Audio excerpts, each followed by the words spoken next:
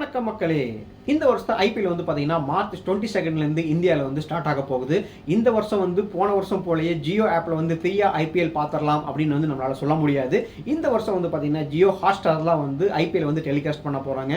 அதை பார்க்கணும் அப்படின்னா உங்ககிட்ட ஜியோ ஹாட்ஸ்டாரோட சப்ஸ்கிரிப்ஷன் இருந்தால் மட்டுமே பார்க்க முடியும். ஐயோ எங்கிட்ட வந்து சப்ஸ்கிரிப்ஷன் இல்லையே அப்படின்னு வந்து திங்க் பண்ணீங்க அப்படின்னா அதுக்கான சொல்யூஷனையும் வந்து ஜியோவே கொடுக்குறாங்க.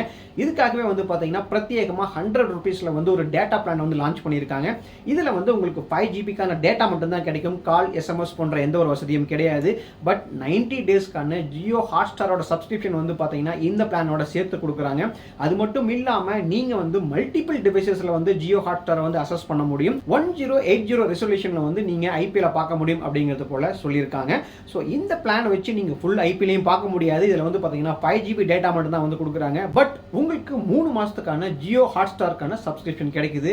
நீங்க ஐபிஎல்லோட தீவிர ஃபேனா இருந்தீங்க அப்படின்னா இந்த பிளான் உங்களுக்கு ரொம்பவே சூட்டபிள் ஆகும்.